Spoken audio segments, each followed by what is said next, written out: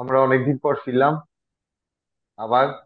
হুম। আশা করছি আস্তে আস্তে নিজেদেরকে আবার সেই পুরনো যেভাবে আমরা ভিডিও করতাম সেই পথে আবার নিজেদেরকে নিয়ে যেতে পারবো। আর কারণটা তো আমরা এর আগে বলেও দিয়েছিলাম যে আমরা কেন করতে পারছিলাম না ভিডিওটা। যাই হোক, তো আবার আমরা নতুন করে আরম্ভ করলাম। পাশে থাকবেন, সঙ্গে থাকবেন, কমেন্ট দেবেন, ফিডব্যাক দেবেন, যেমন দিচ্ছিলেন যেমন ছিলেন সেভাবেই থাকবেন। আর আজকে রজতদার কাছে যে প্রশ্নটা থাকলো আমার তরফ থেকে সেটা হচ্ছে ধর্মকে নিয়ে। কারণ ধর্ম ইদানিং আমি টিভিতে অনেক কিছুই শুনছি, সনাতন ধর্ম, এই ধর্মে বিধর্মী, হ্যাঁ, এইসব টার্ম গুলো নতুন আমি শুনতে পাচ্ছি। তো এখন সাধারণত মানুষের মধ্যে যদি আমি কাউকে জিজ্ঞেস করি ধর্ম বলতে কি বোঝো, যে বেসিক উত্তর যেটা সবাই দেবে সেটা হলো ধর্ম বলতে হিন্দু, মুসলিম, খ্রিস্টান, এই হলো ধর্ম।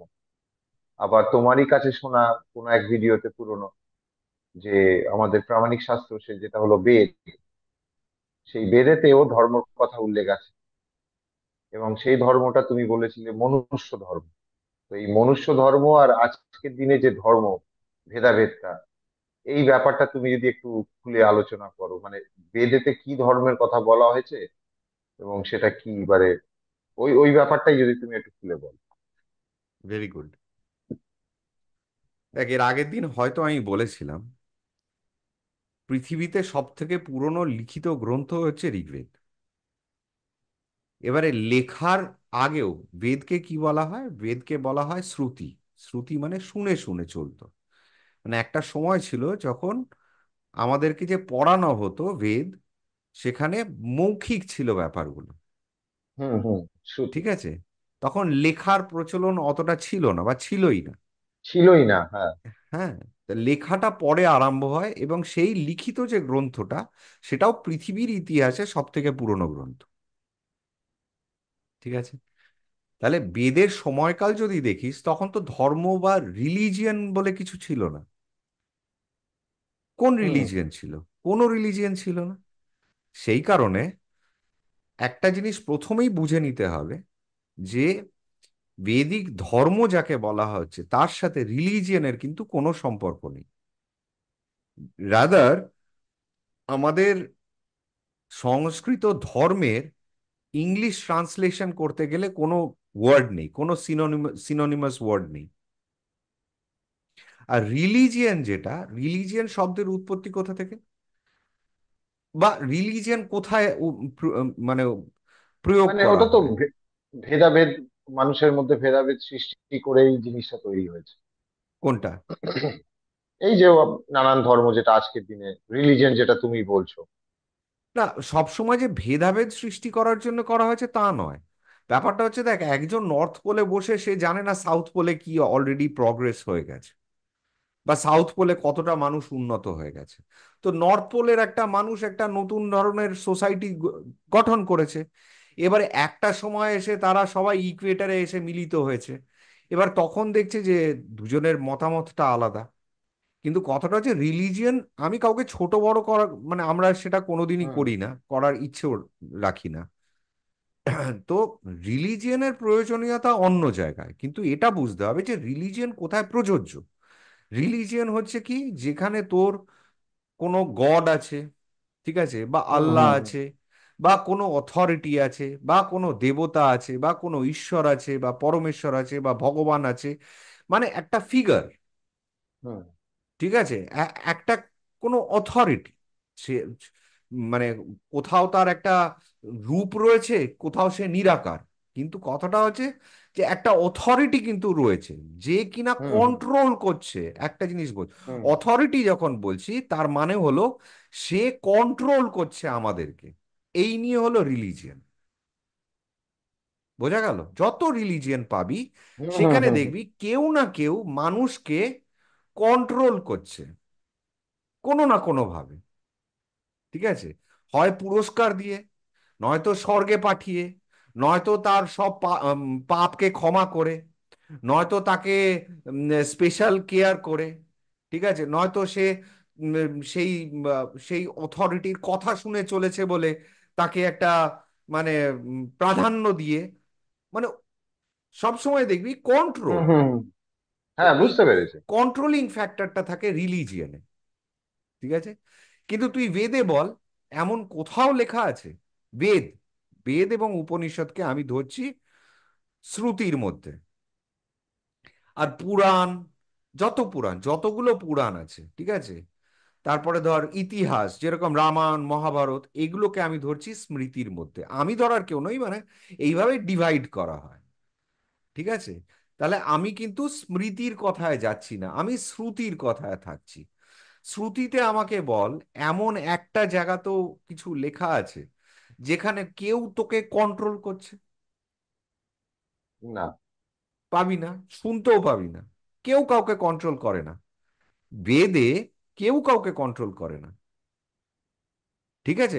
বেদে শক্তির কথা লেখা আছে, সেখানে আগুনকে পুজো করার কথা লেখা আছে। মানে পুজো কাকে কাকে বলে? একটা আমরা যাকে বলছি দেখ, যদি ঋষিরা যদি রিসার্চ, মানে যারা রিসার্চ করছে সায়েন্টিস্ট হয়ে থাকে, তাহলে সায়েন্টিস্টরা গবেষণাটা কোথায় করে? আজকে নাসাকে কি বলবি তুই? নাসাকে কি বলবি তুই? সেটা তো একটা রিসার্চ হচ্ছে রিসার্চ সেইখানে। সেন্টার, হ্যাঁ। রিসার্চ সেন্টার বলবি, তাই তো? তাহলে যেখানে রিসার্চ গুলো হচ্ছে তাকে তো রিসার্চ সেন্টার বলা হচ্ছে। তাহলে এইখানে যে ঋষিরা তাদের জ্ঞানটাকে রেখে গেছে, সেখানে কি বলা হচ্ছে যে এই শক্তিকে তুমি এইভাবে আরাধনা করো। কেন? কারণ তারা জানে, কারণ তারা অলরেডি রিসার্চ করে নিয়েছে সেই ব্যাপারটা। তাই তারা বলছে যে একে এইভাবে হ্যান্ডেল করো, আগুনকে এইভাবে হ্যান্ডেল করো, পারদকে এইভাবে হ্যান্ডেল করো, ঠিক আছে, চাষবাসকে এইভাবে হ্যান্ডেল করো, নদী নালাকে এইভাবে হ্যান্ডেল করো, বায়ুকে হোম বা যজ্ঞের দ্বারা ক্রিয়াকাণ্ড করে এইভাবে হ্যান্ডেল করো, প্রকৃতিকে এইভাবে হ্যান্ডেল করো, সূর্যকে এইভাবে কাজে লাগাও। সব হচ্ছে গবেষণার, মানে রিসার্চ পেপার। এবারে আমরা যারা মূর্খ, তারা ওটাকে পুজোর মতন করে ধরে নিয়েছি, কিন্তু অ্যাকচুয়ালি তো এগুলো রিসার্চ পেপার। বুঝাতে পারলাম? হুম তাহলে হুম এখানে কিন্তু কেউ কাউকে কন্ট্রোল করছে না। এখানে কি বলা হচ্ছে? এখানে বলা হচ্ছে, বেদ কি বলা হচ্ছে দেখ। বেদকে বুঝতে গেলে পরে আরো একটা জিনিস বোঝে, যে ধর্মটা, ধর্ম দিয়েই বলি যে এটুকু তো বুঝিয়ে দিলাম যে ধর্ম আলাদা, রিলিজিয়ন আলাদা। ধর্ম আর হুম হুম রিলিজিয়ন এক নয়। রিলিজিয়ন যেখানে একজন অথরিটি আছে যে কিনা কন্ট্রোল করছে, গোটা পৃথিবী বা বিশ্ব ব্রহ্মাণ্ড কন্ট্রোল করছে। আর আরেকটা, সেটাকে বলা হচ্ছে রিলিজিয়ন বা রিলিজিয়াস বুক। তার মধ্যে পুরাণ পৌরাণিক সব ঢুকে যাচ্ছে। হুম হুম হুম এবারে পৌরাণিক এর কেন ব্যাখ্যা, কেন পুরাণের সৃষ্টি হলো? বেদকে গল্পের আকারে বলার জন্য পুরাণের সৃষ্টি হয়েছে। কিন্তু আমরা গল্পগুলোকে মেন ধরে নিয়েছি, বেদকে কেউ আর ধরছি না। কেন? কারণ ওই জন্যেই আমাদের সমাজের আজকে অধঃপতন। আমরা যেটাকে ধর্ম বলে ভাবছি সেটা কিন্তু আমাদের ধর্ম নয়। আজকে ঠাকুরের মন্দিরে যাওয়াটা আমাদের ধর্ম নয়, সেটা রিলিজিয়নের মধ্যে পড়ে। আজকে ঠাকুরের পায়ে ফুলমালা দেওয়াটা ধর্ম নয়, সেটা রিলিজিয়নের মধ্যে পড়ে। আমি কোনটা করবে কোনটা করবে না, কোনটা করা উচিত সেই ব্যাখ্যায় যাচ্ছি না, কিন্তু হুম হুম সবকিছু প্রয়োজনীয়তা আছে। কিন্তু মন্দিরে যাওয়া, প্রার্থনা করা, এগুলো রিলিজিয়নের মধ্যে পড়ে, এগুলো ধর্ম নয়। ধর্ম কাকে বলছে? ধর্ম বুঝতে গেলে তোকে একটা জিনিস বুঝতে হবে, যে গোটা এই যে ব্রহ্মাণ্ড, বিশ্ব ব্রহ্মাণ্ড যাকে বলা হচ্ছে, এর প্রত্যেকটা জিনিস কিন্তু একটা নিয়ম মেনে চলছে। সেটা লক্ষ্য করে দেখেছিস? হুম হুম হুম। যেমন নদী নদীর মতো বয়ে যাচ্ছে, তবেও তখনও বইতো, এখনো বইছে, মানে উপর থেকে নিচে অব্দি। এর আগেও হ্যাঁ, তুমি বলেছিলে হালকা করে। হ্যাঁ। তো তার নদীর ধর্ম হচ্ছে বয়ে যাওয়া। গোলাপ সূর্যর গাছের, ধর্ম যেমন, হ্যাঁ, হ্যাঁ, সূর্যের ধর্ম ওই আলোকিত ইস্ট, করা। হ্যাঁ, আলোকিত যাই করা। হোক। শুধু তাই নয়, সূর্য এরকম নয় যে সূর্যদেব বললো যে না আজকে আমি টায়ার্ড, আমি উঠবো না। হুম তা কিন্তু হবে না। পৃথিবী হুম পৃথিবীর মতন ঘুরে চলেছে, চাঁদ চাঁদের মতন ঘুরে চলেছে, সূর্য সূর্যের মতন ঘুরে চলেছে। প্রত্যেকের একটা নিজস্ব লাইন আছে, যেই লাইনের মধ্যে ঘুরে চলেছে। এটা তো গেল পৃথিবীর ইসের কথা। তারপরে দেখ অক্সিজেন কিভাবে ভারসাম্য মেনটেন করছে, না কার্বন ডাই অক্সাইড কোনো কালে বেড়ে যাচ্ছে, না অক্সিজেন কোনো অক্সিজেন কমে কালে যাচ্ছে। বেড়ে যাচ্ছে, তাই না? কমে যাচ্ছে। বেড়ে যাচ্ছে কমে যাচ্ছে যাই হ্যাঁ। হোক, ইমব্যালেন্স তো যাই হচ্ছে না, হোক। একটা সবকিছু হ্যাঁ, রেগুলারিটি, ব্যালেন্সড। একটা নিয়ম, একটা ব্যালেন্সের মধ্যে চলছে। গোলাপ গাছে গোলাপ ফুটছে, পদ্ম গাছে পদ্ম ফুটছে, আঙুর গাছে আঙুর ফুটছে, তাই না? সব কিন্তু একটা নিয়মের মধ্যে চলছে, নিয়মের বাইরে কিন্তু কিছু যেতে পারছে না, যায় না। তো এই নিয়ম যাকে বলা হয় তাকে কি বলা হয়? নীতিশাস্ত্র। তাকে কি বলা হয়? নীতিশাস্ত্র। নীতিশাস্ত্র। তাহলে বেদ কি বলে গেছে, কি শিখিয়ে গেছে? আমাদেরকে নিয়ম বলে দিয়ে গেছে যে মানুষের ধর্মটা এটা, মানে মানুষের নিয়ম এটা। এই নিয়ম যদি তুমি না মানো, তাহলে তুমি কি হয়ে যাবে? তুমি অমানুষ তৈরি হবে। তাহলে মিথ্যে কথা বলাটা, এটা কি হয়ে গেল? এবারে দেখ, অমানুষ। মিথ্যে কথা হ্যাঁ, আবার মিথ্যে কথা বলাটা কিন্তু অনৈতিক নাও হতে পারে। এখানে আবার আর একটা মজার ব্যাপার, দেখ দুটো ভাগ আছে। আমি এর আগে কি বলেছিলাম, যে কোনো গ্রন্থই, সেটা ধর্মগ্রন্থ হোক বা নীতিশাস্ত্র হোক, সেটা আমাদের ভালোর জন্য বলেছে। তো তো আমি আপাতত বেদকে নিয়ে বলছি, তাহলে বেদকে দু রকম ভাবে পড়া যায় বলেছিলাম। হ্যাঁ, একটা একটা হচ্ছে নিজের ব্যক্তি কেন্দ্রিক, কেন্দ্রভিত্তি, আর একটা একটা সামাজিক। একটা সমাজ কেন্দ্রিক, তাই তো? তো যখন সমাজ কেন্দ্রিক হয়ে গেল, বেদ কেন হলো? একটা হচ্ছে ব্যক্তি কেন্দ্রিক, একটা মানুষ কি করে উন্নতি করবে, একটা রাজা কি করে রাজত্ব শাসন করবে, একটা রাজা কি করে তার প্রজাদেরকে ভালো রাখবে, একটা প্রজা কি করে নিজের দায়িত্ব পালন করবে। ঠিক আছে? তো এই যে জিনিসগুলো, এগুলো হয়ে গেল ব্যক্তি কেন্দ্রিক। তো ব্যক্তি কেন্দ্রিক যখন হয়ে যাচ্ছে, তখন সেটাকে কি বলা হচ্ছে? মরাল। তাহলে বেদের মধ্যে তুই কি পাবি? মোরালিটি পাবি। ঠিক আছে? মরালিটিকে আমরা আর একটা ইংরেজিতে কিভাবে ট্রান্সলেট করতে পারবো? না, কনসিয়েন্স, বা বাংলায় যেটাকে আমরা বলি বিবেক। তাহলে যখন ব্যক্তি কেন্দ্রিক থাকছে, বেদ যখন আমি পড়ছি ব্যক্তি হিসেবে, তখন আমাদের কিসের প্রয়োজন হচ্ছে? মানে আমাদের কোন জায়গাটা সেটা ছোঁয়ার কথা? সেটা বিবেককে বিবেক। ছোঁয়ার কথা। তাহলে এই যে তুই বললি মিথ্যে কথা, মিথ্যে কথাটা অনৈতিক না হয়েও তোর কিন্তু অ কি বলে এটা, অমানবিক হতে পারে, বা ভাইস ভার্সা হতে পারে। যেরকম ধর, বাবা মারা গেছে, ছেলে বিদেশে থাকে, তাকে ফোন করে আমি কিছুতেই বলবো না যে তোমার বাবা মারা গেছে, তুমি তাড়াতাড়ি চলে এসো, কারণ আমি জানি সে একা মানুষ, বহু দূর থেকে আসবে ফিরে, তাকে এক্ষুনি এরকম এত একটা বাজে দুঃসংবাদ দেওয়া, বা এর থেকেও বাজে দুঃসংবাদ থাকতে পারে। তো তখন কি করা হয়? সত্যটাকে গোপন করে তাকে বাধ্য করা হয় যাতে সে তাড়াতাড়ি চলে আসে, এই তো। হুম, হুম, হুম। তাহলে এটা কি হলো? এটা এটা হলো কি? মানবিকতা। না, এটা কি হলো?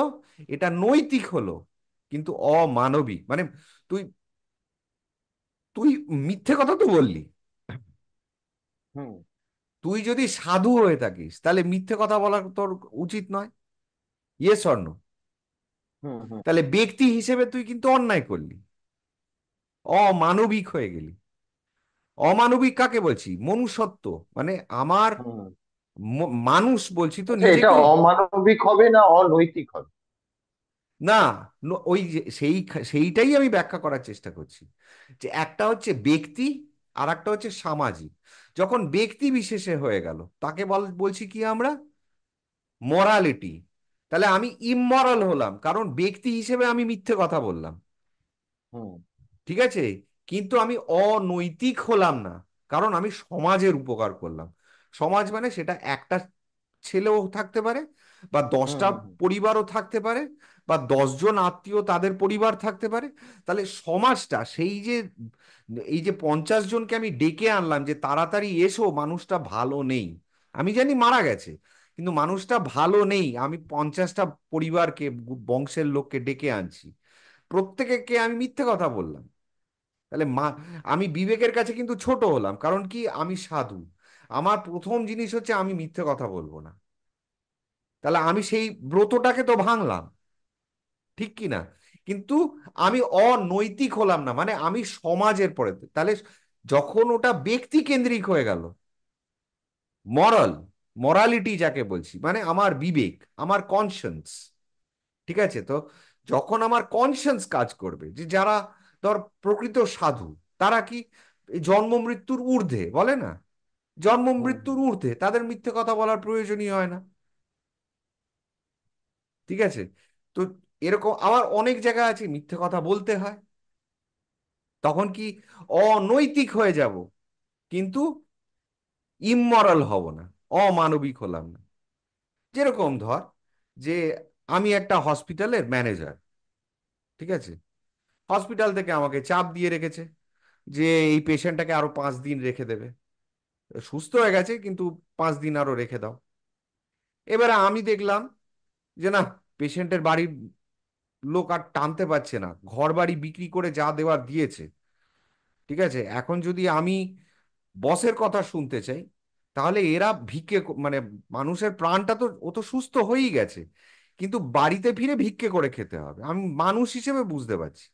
আমি গিয়ে কারো সকলের আড়ালে, দেখুন উনি সুস্থ হয়ে গেছেন, ওনাকে নিয়ে চলে যান, কাউকে বলবেন না যে আমি বলেছি, না তো আমার চাকরিটা চলে যাবে। তাহলে কি হয়ে গেলাম? অনৈতিক হয়ে গেলাম, কারণ আমি তো পয়সা পাচ্ছি ওইখানে কাজ হুম। করা, ওই সংস্থাটার আন্ডারে কাজ করার জন্য। তাহলে অনৈতিক হয়ে গেলাম, কিন্তু আমি মানবিক হলাম না, অমানবিক। অমানবিক অমানবিক হলাম হলাম না। না, ঠিক আছে? তাহলে এরা যে সব সময় একসাথে চলে তা কিন্তু নয়। অধিকাংশ সময় এই যে গোটা মহাভারত, এই যে অর্জুন কৃষ্ণকে প্রশ্ন করছে আমি কি করব, আমি কনফিউজড, আমি কি করে আমার গুরুকে মারবো, আমি কি করে আমার ভাইকে হত্যা করব, এগুলো সবই কিন্তু ওই জায়গায় প্রশ্ন, যে একটা হচ্ছে ব্যক্তি আর একটা হচ্ছে সমাজ, সমাজ। সামাজিক। আমি যদি ব্যক্তি হিসেবে ভালো থাকতে চাই, তাহলে সবকিছু ছেড়ে দিয়ে মোক্ষর পথে ছুটলাম, যে তোরা লড়ে মরগা, যা পারিস করগা, আমি চললাম বাবা, আমার এসবের দরকার নেই, আমি মোক্ষ প্রাপ্তির পথে ছুটলাম। তাহলে আমি ব্যক্তির কল্যাণ করে নিলাম। কিন্তু আমি সমাজের প্রতি যে ধর্মটা, সমাজে যারা দুষ্কৃতী, তাদেরকে আমি কিচ্ছু করলাম না, ছেড়ে রেখে দিলাম, তারা আরো আমার পরের প্রজন্মগুলোকে জ্বালিয়ে পুড়িয়ে খাবে, কিন্তু আমি নিজেকে ব্যক্তি হিসেবে উদ্ধার করে নিলাম। আর যদি ব্যক্তি হিসেবে উদ্ধার না করতে গেলাম, তাহলে ওই গ্লানি থাকবে যে নিজের গুরুকে মারো, কারণ আমাকে তখন নৈতিক হতে হচ্ছে। তো নৈতিক হতে গেলে পরে কি, ব্যক্তিটা সেখানে প্রধান নয়। সামান্য একটা পাখি এরকম করে মুড়িয়ে মাথাটা ঘ্যাট করে মুড়িয়ে ভেঙে দিলেই আমাদের সেটা সারা জীবনের একটা পাপ বোধ নিয়ে হুম হুম। চলতে হয়, তাই না? তো সেখানে একটা যুদ্ধ হচ্ছে, কত প্রাণী মারা যাচ্ছে, হাতি ঘোড়া, তার সাথে কত মানুষ, কত বন্ধু যাদের সাথে ছোটবেলায় খেলেছি, যে আমার হুম হুম। কত উপকার করেছে, সবাইকে মেরে দিচ্ছি আমার ভেতরে। আমি আমি তো অত বড় মহান পুরুষ হতে পারছি না, সেই জন্য কি এটা গ্লানি থেকেই যাচ্ছে, কিন্তু আমাকে নৈতিক হতে হচ্ছে।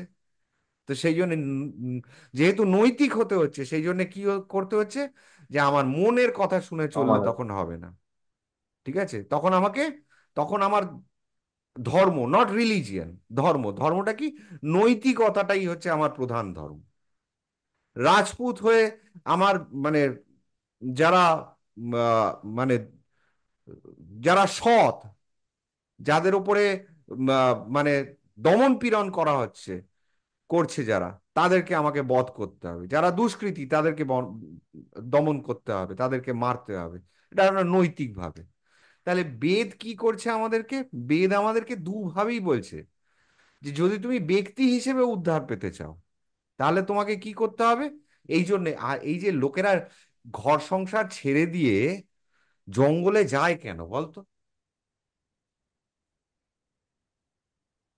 কারণ সংসারে থেকে তুই দুটোকে হ্যান্ডেল করতে পারবি না। নৈতিক হলে পরে তুই ইমমরাল হয়ে গেলি, মানে বিবেকের কথা শুনে চলতে পারবি না অধিকাংশ সময়। আবার বিবেকের কথা শুনে চলতে গেলে পরে তুই নৈতিক থাকতে পারবি না।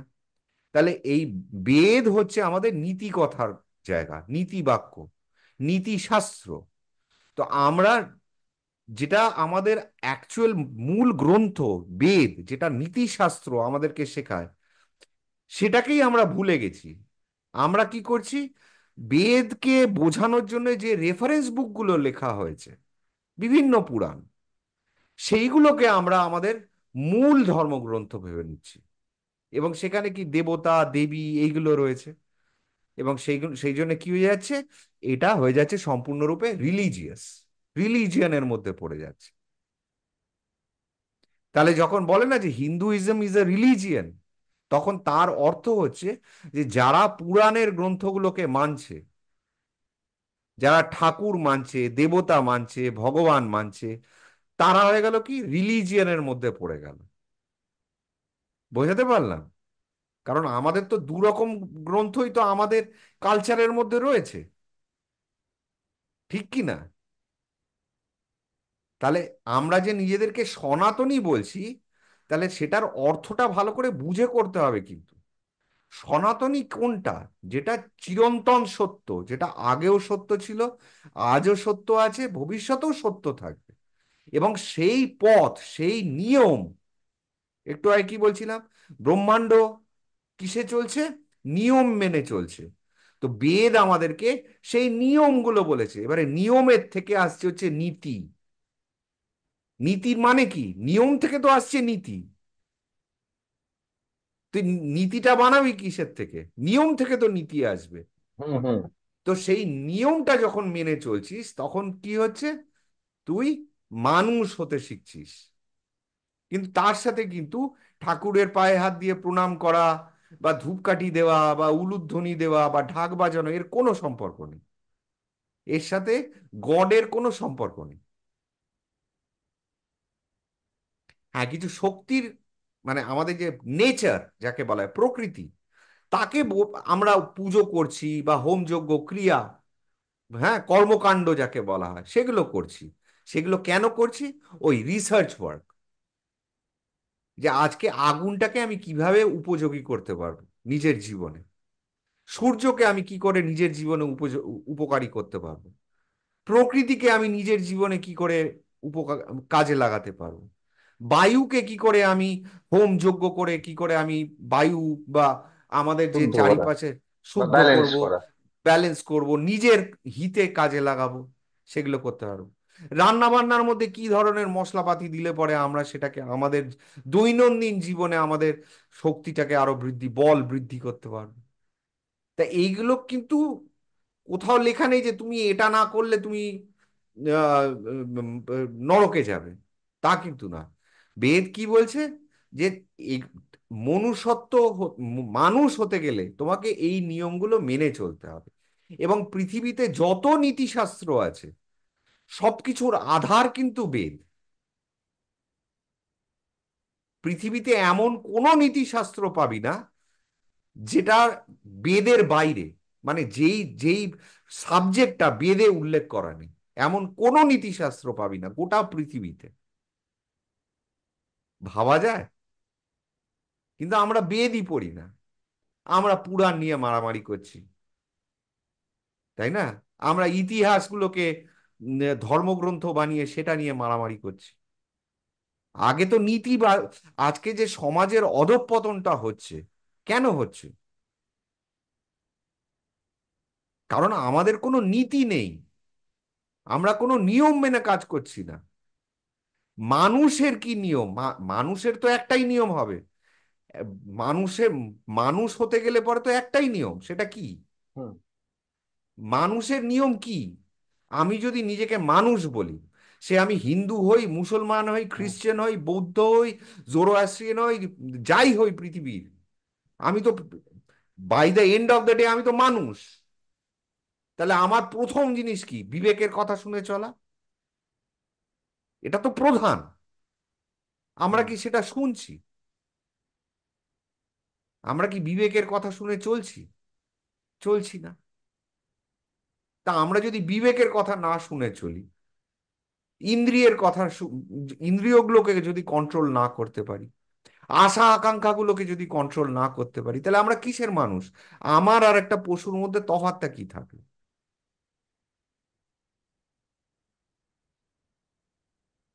তা আজকে গোটা পৃথিবীতে সমাজের এই অধঃপতন যেটা, সেটা হচ্ছে এই কারণে, যেহেতু আমরা নীতিশাস্ত্র বা ধর্ম কাকে বলে সেটাই ভুলে গেছি। ধর্ম হচ্ছে এই, মানে ধর্মর তাহলে দুটো অংশ বেরোলো, নট রিলিজিয়ন। ধর্ম বলতে দুটো, একটা হচ্ছে ব্যক্তি কেন্দ্রিক, একটা হচ্ছে একটা সমাজ সমাজকে। কেন্দ্রিক। দুভাগে ভাগ করা যায় ধর্মকে, নট রিলিজিয়ন মাইন্ডেড। হ্যাঁ, এইবারে কি হচ্ছে, যখন ব্যক্তি কেন্দ্রিক হয়ে যাচ্ছে, তখন সেটা হয়ে যাচ্ছে মোরালিটি, যেটা আসে কোথা থেকে? বিবেক থেকে আসে। যখন আমি সব সময় বিবেকের পরামর্শ নিয়ে কোনো কাজ করব, তখন কি হয়ে গেল? ব্যক্তি কেন্দ্রিক। আমি তখন মানুষ বলতে পারবো নিজেকে যে আমি মানুষ। ঠিক আছে? আর যখন আমি, এবারে আমি সমাজের মধ্যে রয়েছি, সামাজিক প্রাণী, তাহলে আমাকে নিজের নিজের বিবেকটাকেও দেখতে হবে, এবং সেটাকে মেনে আমাকে নৈতিক হয়েও চলতে হবে, কারণ সমাজের প্রতিও আমার একটা দায়িত্ব আছে। যেই সমাজে আমার পরের জেনারেশন বসবাস করবে, তো সেই সেই সমাজটাকে তো আমাকে সেই রকম ভাবে তৈরি করতে হবে, তাই নয় কি? বোঝা গেল? কিন্তু এই আহ, নীতিকতা মানে মোরালিটি, এক তো মোরালিটি যেটা বিবেক বলছো, হ্যাঁ, আর একটা সমাজ কেন্দ্রিক হলে হয়ে যাচ্ছে নীতিকতা। এই কখন কোনটা ফলো করা উচিত একটা মানুষের, কোন ধর্মটা, সে সমাজ কেন্দ্রিক দিকটা দেখবে আগে না ব্যক্তি কেন্দ্রিকটা দেখতে হবে, দিকটা দেখবে আগে? এই ডিসিশনটা, এইখানেই তো কনফিউশনটা ক্রিয়েট হয়। না, কি বললাম বুঝতে পারলে? হ্যাঁ বুঝতে পেরেছি, বুঝতে পেরেছি। এইবারে দেখ, সেই জন্যে ধর্মকে, খুব ভালো প্রশ্ন করেছি, সেই জন্যে ধর্মকে 10টা ভাগে ভাগ করা হয়েছে। ঠিক আছে? ধর্মকে কি করা হয়েছে, ধর্মের যেরকম আমি বলেছিলাম, তোর মনে থাকবে যে আদি শঙ্করাচার্য অষ্টাঙ্গ যোগ, হুম হুম। অঙ্গ, 8টা অঙ্গ, 8টা চ্যাপ্টার, তেমনি ধর্ম 10টা জিনিস, 10টা স্টেজ। মানে আমি ধার্মিক কিনা সেটা বুঝতে গেলে পরে আমাকে বুঝতে হবে 10টা সাবজেক্ট, 10টা চ্যাপ্টার, এবং শুধু চ্যাপ্টার নয়, সেগুলোকে আমার জীবনে ইমপ্লিমেন্ট করতে হবে। এবারে তাহলে ধর্ম কথাটা আসছে কোথা থেকে? ধর্ম আসছে আমাদের বেদেই, আছে হচ্ছে পুরুষার্থ। পুরুষার্থ কাকে বলা হচ্ছে? ধর্ম, অর্থ, কাম, মোক্ষ, এই চারটে মিলিয়ে হচ্ছে পুরুষার্থ। ঠিক আছে? সেখানে কিন্তু বলছে না যে ঠাকুর দেবতা মানো, তা নয়। সেখানে পুরুষার্থ যেটা, সেখানে বলা হচ্ছে না যে তুমি সরস্বতী ঠাকুরের উপাসনা করো, তুমি গণেশ ঠাকুরের পুজো করো, তুমি শিব ঠাকুরের পুজো করো, সেই উল্লেখ কিন্তু কোথাও নেই। তুমি ধার্মিক হও সেটা বলা হয়েছে। তার মানে ইট ইজ নট রিলিজিয়ান। ওটা কিন্তু রিলিজিয়নের কথা বলছে না, ওটা ধর্মের কথা বলা হচ্ছে, যেটা সংস্কৃত ধর্ম, মানে নেচার, ল, নিয়ম, নীতি। তাহলে এই চারটে মানে পুরুষার্থের কটা ভাগ হলো বললাম? প্রথম চারটে। তোমাকে শেখাচ্ছে হচ্ছে চারটে, সেটা হচ্ছে ধর্ম, ধর্ম, তারপরে হচ্ছে অর্থ, তারপরে হচ্ছে ধর্ম, কাম। অর্থ, কাম, তারপরে হচ্ছে মোক্ষ। ঠিক আছে? তাহলে তুমি যখন ধর্ম, সেটা কি হচ্ছে, তুমি অধ্যয়ন করছো, তুমি নিজেকে তৈরি করছো, যে কি করে তুমি নিজেকে উদ্ধার করবে এবং সমাজের উদ্ধার করবে। সেই প্রথম যে শিক্ষার ব্যবস্থাটা, সেটাকেই বলা হচ্ছে ধর্ম। যেই শিক্ষার ব্যবস্থাটা আমাদের সমাজে এখন নেই, তাহলে তুই শিখবি কি করে? এই যে তুই একটু আগে আমাকে প্রশ্ন করলি যে কোনটা, মানে নিজেরটা দেখবো না সমাজেরটা দেখবো, কোনটা উচিত, তুই এই যে এটা এটা তোকে শেখাবে কে? আমি তো ভুলও হতে পারি, তাই না? তো এটা তো আগে যে গুরুকুল বলা হতো, সেই গুরুকুলে শেখানো হতো যে এই পরিস্থিতিটাকে এইভাবে হ্যান্ডেল করতে হবে, তাকেই বলা হয় উইজডম, নট লার্নিং। আমরা স্কুলে যাচ্ছি আজকাল, বাচ্চারা পড়াশোনা করছে, সেটাকে বলা হয় লার্নিং, কিন্তু উইজডম নেই। এবং তার সাথে কি নেই? এই ধর্মও নেই। সেই জন্যে আজকে দেখ, কম্পিউটার শিখে কিছু লোক সায়েন্টিস্ট হচ্ছে কম্পিউটারের বিষয়, বা এই যে এআই তৈরি হচ্ছে, এরা তো সায়েন্টিস্ট, তাই না? আর্টিফিশিয়াল ইন্টেলিজেন্স যারা রিসার্চ করছে এই নিয়ে। আবার কিছু লোক হ্যাকিং তৈরি করছে, হ্যাকার, তারাও তো একরকমের। কম্পিউটার, হ্যাঁ কম্পিউটার নিয়ে। একটা লোক চলে যাচ্ছে সমাজের উন্নতির জন্য, আর একটা হচ্ছে সমাজের ক্ষতি করার জন্য। কেন? কারণ এদের দুজনের মধ্যে মানে এরা, মানে যারা খারাপ দিকে যাচ্ছে তাদের ভেতরে সেই নীতিবোধটা নেই। তাহলে প্রথম হচ্ছে শিক্ষা, এবং শিক্ষাটা যেন সঠিক শিক্ষা হয়, যেন প্রপারলি বোঝানো যায় গোটা সমাজকে। আজকে তুই দেখ না, আমাদের এই ভারতেই, ভারতের কথাই বল, কত স্কুল আছে বলতো, কত বোর্ড আছে বলতো। আজকে আমাদের কি হলো, ওয়ান নেশন ওয়ান ইলেকশন, তাই তো তৈরি হলো। কেন হুম হুম। এটা হচ্ছে না যে ওয়ান নেশন ওয়ান স্কুল, বা ওয়ান বোর্ড, বা one education, one nation one education, syllabus যাই হোক, কেন এটা হচ্ছে না? কেন সেখানে 50টা বোর্ড থাকবে, 50 রকমের সিলেবাস থাকবে, 5,000 আলাদা আলাদা বই হবে? আজকে ওয়েস্ট বেঙ্গল বোর্ডের যা আছে বিহার বোর্ডের তাই নেই, বিহার বোর্ডের যা আছে ইউপি বোর্ডে তাই নেই। আইসিএসসি বোর্ড, সিবিএসই বোর্ড, এখন তো ইন্টারন্যাশনাল স্কুলস ঢুকে গেছে। কেন এই পাঁচ মেশালি জিনিস থাকবে? তার মধ্যে আছে English medium, Bengali medium, Hindi medium. হ্যাঁ, তাহলে ওয়ান নেশন ওয়ান এডুকেশন কেন হবে না? অসুবিধাটা কোথায়? রাষ্ট্রবাদ কোথার থেকে আসে? ধর্ম, আমরা যে আজকে আলোচনাটা করছি কিসের জন্য করছি? আলোচনাটা আমরা কিসের জন্য করছি? দুটো কারণ। এক হচ্ছে আমার নিজের উদ্ধারের জন্য, আর দ্বিতীয় হচ্ছে যাতে সমাজটা ভালো হয়, তাই তো, আগামী প্রজন্মে সামাজিক যাতে উন্নতি হয়। এই জন্য তো আমরা ধর্মের কথা বলছি, নট রিলিজিয়ন, ধর্ম, যাতে আমাদের এই সমাজটা মানুষে ভরে ওঠে আবার, সেই জন্য তো আলোচনা করছি। তো আগে তো গোড়ার ফ্যাক্টরটা বুঝতে হবে, যে এই যে জিনিসটা একটা শিশুর মনে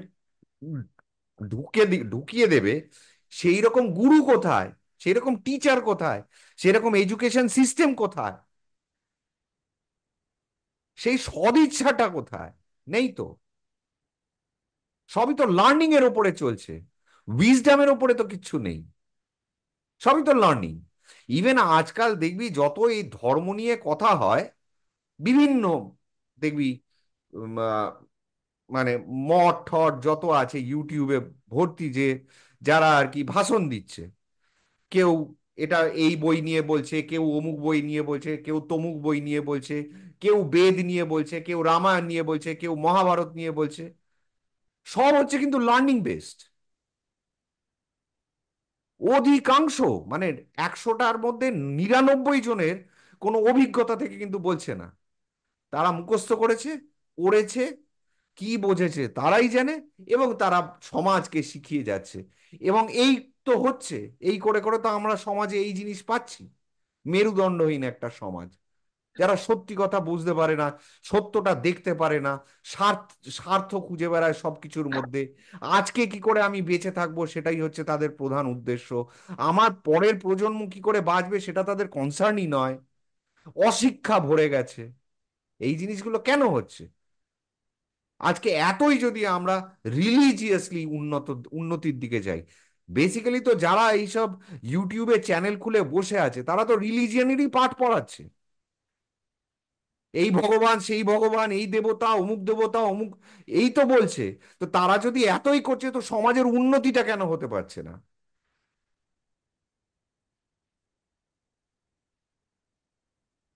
কারণ তারাও অভিজ্ঞতা থেকে বলছে না, তারাও ওই কাকাতুয়ার মতন বই মুখস্থ করে সেইখান থেকে যুক্তি মিলিয়ে সমাজকে বোঝাচ্ছে। সমস্যাটা এইখানে। তুই খিচুড়ি নিজে কি করে বানাতে হয় সেটা শিখে, র- নিজে সেইভাবে বানিয়ে, নিজে খেয়ে, তারপরে যখন একজনকে বলবি না যে খিচুড়ি এইরকম খেতে হয়, সেটা মানুষ বুঝতে পারবে। কিন্তু তুই জীবনে নিজে খিচুড়ি কোনোদিন খাসনি, তুই পাঁচজনকে খিচুড়ির স্বাদের কথা বোঝানোর চেষ্টা করছিস, কি করে লোকে বুঝবে? বুঝবে? তুই তো নিজেই জানিস না তুই কি বলছিস। এবারে যখন টুটি চেপে ধরছে তখন তুই বই হাতড়ে বেড়াচ্ছিস যে কোন বইয়ে এর উত্তর আছে, দুয়ে দুয়ে চার করার চেষ্টা করছিস। কথাটা হচ্ছে যে অভিজ্ঞতা থেকে তো, অভিজ্ঞতা থেকে আমরা যদি পড়াশোনাটাকে চালু করতে পারি, বলার উদ্দেশ্য এইটা। হুম, হুম। যাই হোক, ঘুরে যাচ্ছিলাম অন্যদিকে। তো আমাদের যে পুরুষার্থ রয়েছে তার প্রথম হচ্ছে কি? ধর্ম। ধর্ম। তারপরে হচ্ছে অর্থ। আমি ধর্মটাকে লাস্টে হুম, রাখছি কারণ এগুলো হচ্ছে বিহাইন্ড দ্য সিন। ধর্ম বলতে বোঝাতে গেলে তো 10 মিনিট লাগবে বুঝিয়ে দেব, কিন্তু সেটা বুঝে তোর কোন কোন কোন উপকারে লাগবে? নলেজ বাড়াবার জন্য তো আমরা ভিডিও করি না, কোনো কালই করিনি। যাতে একটা মানুষের ভেতরে ঢোকে কিছু, যাতে মানুষটা নিজেকে আয়নার সামনে যখন দেখবে যেন কালকে সেই মানুষটার আজকের সেই মানুষটার মধ্যে যেন একটা অহংকার আসে যে হ্যাঁ আমি কালকে যা ছিলাম তার থেকে আজকে আমি একটু উন্নত হলাম। সেইটা আমাদের প্রয়াস থাকে। তো সেই জন্য বলছি যে ধর্ম গেল, তারপরে হলো অর্থ। ধর্ম মেনে তোমাকে অর্থ কামাতে বলছে, পয়সা কামাতে কেউ বারণ করেনি। এবং কোনো কালেই আমাদের ভারতবর্ষ গরিব ছিল না। এবং ভারতবর্ষ গরিব ছিল না কারণ ভারতবাসীরা কোনোদিন গরিব ছিল না। কেউ গরিব ছিল না আমাদের এখানে। তারা 10 হাতে কামিয়েছে আর 500 হাতে বিলিয়েছে। এখনো সেটা দেখা যায় হচ্ছে শিখদের মধ্যে, ভিক্ষে করা পাপ বলা হয় ওদের মধ্যে। নিজেরা তো খাচ্ছেই, 10 জনকে খাওয়ায় ওরা প্রত্যেক দিন। শিখিজম যারা, শিখরা খাওয়াচ্ছে। হুম, হুম। ঠিক আছে, এটা আমাদের ওই পুরোনো দিনের থেকে একটুখানি স্বাদ আমরা যদি নিতে চাই তাহলে শিখদের দেখ, শিখদের থেকে শেখ। এরকম ছিল একটা আমাদের ভারতবর্ষ একটা সময়, যেখানে কোনো ভিখিরি ছিল না। সবাই একসাথে হাতে হাত ধরে সমাজটার উন্নতির কথা ভাবতো সব সময়। তো সেটার একটা নমুনা দেখতে গেলে পরে ওই গোল্ডেন টেম্পলে যা, বা যেখানে শিখদের গুরুদুয়ারা, ম্যাক্সিমাম গুরুদুয়ারা আছে, গুরুদুয়ারাতেই। সেখানে গিয়ে দেখে আয় কিভাবে সমাজের কল্যাণ করা যেতে পারে। তো যাই হোক, তো তারপরে আসলো কি? অর্থ। তাহলে অর্থ কামাও, কিন্তু কি বলা হচ্ছে? সঞ্চয় ততটুকুই করো যতটুকু তোমার মনে হয় প্রয়োজন, তার বেশি করো না। কারণ সমাজ আছে তো তোর পাশে। সমাজ তো তোকে লুটে খাওয়ার জন্য বসে নেই।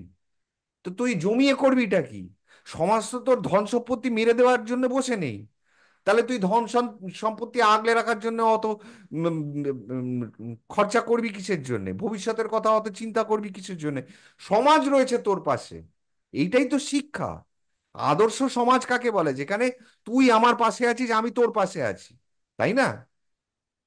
তাহলে আজকে যদি তুই জানিস যে আমার পাশে 5,000 লোক আছে যে আমার বিপদ হলে পরে যে কোনো সময় ঝাঁপিয়ে পড়বে, তাহলে তোর সঞ্চয় দিয়ে কি হবে? প্রয়োজন আছে? প্রয়োজন নেই। তো সেই জন্য কি বলেছিল? 10 হাতে কামাও, 500 হাতে বিলাও। তাহলে তারপরে হলো কি? অর্থ। তারপরে হলো কি? কাম। কাম মানে কামনা বাসনা। কামনা বাসনা এবং প্রজনন। প্রজননও পড়ে তার মধ্যে। কিন্তু সেই তুমি সবকিছু করো কিন্তু আসক্তি করে করলে হবে না। কামনা করো, বাসনা করো, কিন্তু আসক্তি যেন না থাকে, যেন মায়া না বসে যায়। ভেবো না এটা আমার। আসক্তি যেন না চলে আসে। সন্তান উৎপাদন করছো, প্রজনন করছো, সেখানে এটা ভেবো না যে সন্তান আমাকে দেখবে। হুম, হুম। মাথায় এটা রাখতে হবে যে আমি যে একজনকে নিয়ে আসলাম, আমি তাকে আমার সর্বস্ব দিয়ে যাব যাতে সে আমার থেকেও বেশি উন্নততর একটা প্রাণী হয়ে উঠতে পারে, ব্যক্তি হিসেবে এবং সামাজিক হিসেবে, দুদিক থেকেই। সেই দায়িত্বটা এটা নিতে যখন এটা মহাভারতে কৃষ্ণের মানে একটা জ্ঞান বাণী বলতে পারো, এটা রয়েছে। যে যখন সে আহ দ্রোণাচার্যকে জিজ্ঞেস করলো যে आपने अपने आपने अपने संतान को क्या दिया, তখন দ্রোণাচার্য বলছে সুখ দি,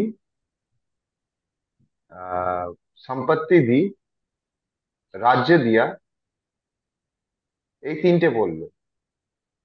তখন কৃষ্ণ বলছে, বিদ্যা দি, জ্ঞান দিয়া গুরুদেব। মানে কি, মানে কৃষ্ণ যে বলতে চাইছে সে বক্তব্যটা হচ্ছে, তোমার সন্তানকে তুমি ওই, মানে যাই হোক, আমি তোমাকে কিছু এ করে বোঝাতে পারছি না, মানে আর একটা কথাই একটা বলছি, হচ্ছে যে একটা যদি হচ্ছে যে বুঝতে পেরেছি, মানে একটা যেটা হ্যাঁ, হচ্ছে পরিবর্তনশীল। তুই যেটা বলতে চাইছিস সেটার বিভেদটা হলো যে একটা হারিয়ে যায়, একটা পরিবর্তনশীল, আর একটা পরিবর্তনশীল নেই, চিরন্তন। জ্ঞান, শিক্ষা, এটা কি হয়ে গেল? চিরন্তন। ঠিক আছে, এটা চিরন্তন। এই যে তুই শিক্ষাটা এবিসিডি যে তুই শিখে ফেলেছিস, এটা তোর সাথে সারা জীবন থাকবে। ঠিক আছে, মানুষ খুন করতে নেই, মানুষকে আঘাত দিতে নেই, এটা যে তুই শিখে নিয়েছিস, এটা তোর সাথে সারা জীবন থাকবে। কিন্তু টাকা তোর সাথে সারা জীবন নাও থাকতে পারে, তোর ঘর বাড়ি ধন সম্পত্তি তোর সাথে সারা জীবন নাও থাকতে পারে। তাহলে একটা হচ্ছে ক্ষণস্থায়ী, আর একটা হচ্ছে চিরস্থায়ী। তাহলে জ্ঞান, বুদ্ধি, বিবেক, মনুষ্যত্ববোধ এইগুলো যদি সন্তানকে না দিতে পারলাম, তাহলে আমি কিসের জন্য সন্তানকে পৃথিবীতে আনলাম? কিন্তু সেটা বোঝারই তো লোক নেই আজকে। কারণ আমরা নিজেরা মানুষ কাকে বলে তাই তো ভুলে গেছি। আমরা আজকে কে কালো টুপি পরলো, কে সাদা টুপি পরলো, আর কে ন্যাড়া মাথা হলো তাই নিয়ে লড়াই করছি। মানুষ তো অনেক দূরের কথা, তাই না? তো যাই হোক, তো বোঝাতে পারলাম তাহলে? হুম হুম হুম, মানে তাহলে ওই ছেলেকে বলছে, তুমি এত সঞ্চয় করছো কিসের জন্য? না সন্তানের জন্য। একটা একজন বাবাকে প্রশ্ন করেছে যে তুমি এত সঞ্চয় করছো কিসের জন্য? বলছে আমার সন্তানের জন্য। বলছে, তোমার সন্তান যদি কুসন্তান হয়, তাহলে তাহলে তুমি যা সম্পত্তি করে যাচ্ছ, ওর দুদিন লাগবে না বা 2 মাস লাগবে না সে সব সেই সম্পত্তিকে ও মানে ভেঙে খেতে, যদি কুসন্তান হয়। আর যদি সুসন্তান হয়, তাহলে ওর জন্য সম্পত্তি রাখারই প্রয়োজন নেই। সে নিজেরটা ঠিক, তুমি যেমন তোমারটা করে নিচ্ছ, সেও তারটা করে নেবে। মানে ব্যাপারটা ওরামি আর কি। হ্যাঁ, ঠিকই। এবারে কি বলতো, তুই যেটা বললি 100% ঠিক, কিন্তু আর একটা জিনিসও মানে মাথায় রাখতে হবে। কুসন্তান কিন্তু হয় না, কু মাতা পিতা হয়, কুসন্তান হয় না। কুসন্তান মাতা পিতার থেকে তৈরি হয়। কেউ প্রথমে হ্যাঁ, হয় না, পেট থেকে পড়ে না না, কেউ হয় না। ওইটাই বক্তব্য। মেন বক্তব্যটা ওটাই, যে তুমি ফোকাস করছো কোনটায়। হ্যাঁ, তুমি ফোকাস করো কুসন্তান না যাতে না হয়, সে যেন সুসন্তান হয়। হ্যাঁ, তাহলে এবারে তোমাকে এত কিছু করতে হবে না। বাবা মা সন্তানের জন্য জমাচ্ছে, পয়সা করছে। হুম। এবারে সন্তানও ওটাই ধরে নিচ্ছে যে এটাই আমার বেঁচে থাকার প্রধান জিনিস। সে তখন কি করছে? সে তখন তার বাবাকে মেরে দিচ্ছে, ইন্স্যুরেন্স ক্লেম করছে কয়েক কোটি টাকার। এবারে তাকে যখন জিজ্ঞেস করছি, সে বলছে আমি আমার সন্তানের জন্য করেছি, আমার বাবাকে মেরে ফেলেছি। তো এই ধরনের জিনিসগুলো তো হচ্ছে। তো যাই হোক, আর অর্থ। মোক্ষ, তাহলে কাম হয়ে গেল। হুম, কাম হলো কাম কি? হয়ে গেল। তুমি সবকিছু নিজের জন্য করো, আসক্তি করো কিন্তু না। আসক্তিতে আসক্তিতে থাকলে চলবে না, যেও না, হ্যাঁ। বিনা আসক্তিতে। ঠিক আছে, আর লাস্ট হলো মানে মোক্ষ। আসক্তি মানে মোহ মায়া আর কি, যেটা তুমি বলছো, তাই তো? আসক্তি, টান, মানে হ্যাঁ, কোনো ওই তো মায়া কিছুর একটা, প্রতি। মায়া যেটাকে বলে। ঠিক আছে, আচ্ছা, তাহলে আর লাস্টেরটা থাকলো কি? মোক্ষ। মোক্ষ। মোক্ষ হচ্ছে কি? নিজের উন্নতির জন্য। এবারে তো আমি সবকিছু করে নিলাম, আমি ধর্ম কাকে বলে, ধার্মিক ভাবে হুম মানুষের পথে হুম হাঁটলাম, নিয়ম মেনে হাঁটলাম। ঠিক আছে, এই যে বেদের যে প্রথম মন্ত্র, ওং ভূর্ভুবস্ব তৎসবিতুর্বরেণ্যম ভর্গো দেবস্য ধীমহি ধিয়ো ইয়ো নঃ প্রচোদয়াৎ। প্রচোদয়াৎ মানে কি? আমরা এখানে কেউ বলেনি যে তুমি ঠাকুর দেবতা পুজো করছো, তা বলছে না এখানে। বলছে যে আমরা যেন বেদে যে নিয়ম বলা আছে, আদিম নিয়ম, যে মানুষ কি করে তৈরি হতে হয়, আমি যেন সেই নিয়ম মেনে চলতে পারি, আমি যেন বৈদিক নিয়মে, বৈদিক মার্গে হাঁটতে পারি, আমি যেন নিয়ম থেকে কখনো যেন অন্যদিকে না সরে যাই। কারণ অন্যদিকে সরে গেলে কি হবে? আমি বিপথে হাঁটবো। আমি তখন অধার্মিক হয়ে গেলাম, অমানুষ হয়ে গেলাম, পশু হয়ে গেলাম, ঠিক আছে, বা অসুর হয়ে গেলাম। তো যাই হোক, তার মানে কি, নিয়ম, আমরা যেন নিয়মে থাকতে পারি, এটাই হচ্ছে প্রথম জিনিস, প্রথম এবং প্রধান। তাহলে আর লাস্টে হচ্ছে মোক্ষ। যা মোক্ষর কথা নিয়ে আর একদিন না হয় ডিসকাস করা যাবে। তাহলে বোঝা গেল যে এই ধর্ম কথাটা কোথা থেকে এসছে, না পুরুষার্থ থেকে এসছে। যে ধর্ম, অর্থ, কাম, মোক্ষ, এই চারটে মিলিয়ে হচ্ছে আমাদের জীবন। প্রত্যেকটার একটা আলাদা করে স্টেজ আছে। তাহলে ধর্ম যে স্টেজটাকে বলা হচ্ছে সেটা শিক্ষার্থীদের স্টেজ, মানে যেখানে আমরা শিখবো, মানে ক্যারেক্টার বিল্ডিং যাকে বলে, হুম হুম হুম হুম। Character building. তা আমাদের স্কুলে এখন ক্যারেক্টার বিল্ডিং কোথায়? আমাদের ভারতে ক্যারেক্টার বিল্ডিং কোন স্কুলে করানো হয় বলতো? ক্যারেক্টার কাকে বলে তাই বোঝানো হয় না। এ ওকে মারছে, ও তাকে মারছে, খুব বেশি হলে গার্জেন কল হচ্ছে, কারোর অত সময়ই নেই দেখার। আর কতই বা দেখবে? 50টা টিচার থাকলে পরে 5,000 খানা স্টুডেন্ট। আর সমাজও পাল্টে গেছে এখন। তো যাই হোক, তো আমার যেটা মনে হয় আজকে সমাজের এই অধঃপতনের জন্য দায়ী হচ্ছে আমাদের শিক্ষা ব্যবস্থা। এবং এটা আমার মত, ওয়ান নেশন ওয়ান এডুকেশন হওয়াটা খুব প্রয়োজনীয়, খুব প্রয়োজনীয়। তুমি যাই করো, তুমি যদি ভুলও শেখাও, ওটা দেশ মিলে ভুলটা শিখুক, কিন্তু যেন শিক্ষাটা এক হয়। তাহলে এই এই সমাজটা বেঁচে যাবে। নয়তো এই সমাজের কোনো অস্তিত্ব থাকবে না। আজ থেকে 500 বছর পরে এই সমাজ ধ্বংস হয়ে যাবে। খালি ঠাকুরের মন্দিরে গিয়ে পুজো দেওয়া, বা গডকে মানা, প্রে করা, বা ঠাকুর দেবতাকে মানলে পরে সমাজের উন্নতি হয় না। তার জন্য দরকার ক্যারেক্টার বিল্ডিং। সেটা কোথা থেকে আসে? না এই বিবেক থেকে আসে, যেটাকে বলা হয় মোরালিটি। আর কিসে থেকে আসে? নীতি থেকে আসে। নীতি কোথা থেকে আসে? নিয়ম থেকে আসে। সেই নিয়ম কোন গ্রন্থে লেখা আছে? বেদে লেখা আছে। এবং আমি আবারও বলছি, গোটা পৃথিবীতে যত নীতিশাস্ত্র আছে, সবকিছুর আধারকে বেদ বলা হয়, তাই আমরা আর এক অর্থে বেদকে প্রামাণিক শাস্ত্র বলি। তাহলে বেদে ফিরে এসো, বেদকে জানার চেষ্টা করো। সমাজের যদি উন্নতি করতে চাও, যদি নিজের উন্নতি করতে চাও। তো যাই হোক, আপাতত আমরা কি করার চেষ্টা করছি, যে 10টা, আমি তোকে কি বলেছিলাম, 10টা, 10টা স্টেজ আছে। 10টা স্টেজ আছে। সেই 10টা স্টেজের মধ্যে প্রথম হচ্ছে ধী বা ধৃতি। প্রথম হচ্ছে কি? ধৃতি। ধৃতি মানে হচ্ছে ধৈর্য। যে মানুষ ধৈর্যহীন, সে কোনোদিন ধার্মিক হতে পারবে না। যার ধৈর্য আছে, সেই একটা কাজ যখন আরম্ভ করবে তার শেষ পর্যন্ত পৌঁছবার ক্ষমতা রাখবে, যার ধৈর্য আছে। যে হঠকারী তার সাথে ডিসিশন নেয়, তার ডিসিশন অধিকাংশ সময় ভুল হয়। তাই ধৈর্য হচ্ছে ধর্মের প্রথম জিনিস। এইবারে আমাকে নিজেকে, আমি তো মানছি, আমি দেখবো যে আমি কতটা, 1 থেকে 10-এর মধ্যে আমার ধৈর্যটা কতখানি। ঠিক আছে? তাহলে প্রথম আসছে কি? ধৈর্য। আজকাল তো বাচ্চাদেরকে এক জায়গায় 10 মিনিট বসালে বাচ্চারা বোর হয়ে যায়, যেহেতু মোবাইল টোবাইল চলে এসছে। আমাদের সময়ও আমরা বোধহয় টিভি নিয়ে ব্যস্ত হয়েছিলাম। সমাজের এগুলো অধঃপতন। আমাদের সময় তাও একটু খেলাধুলা করতাম, খেলাধুলা মানে মাঠে গিয়ে খেলাধুলা হুম করতে। এখন বাচ্চারা তাও পারে না। জায়গার অভাব, মানসিকতার অভাব, ছেলেপুলের অভাব, সঙ্গ সেরকম পায় না।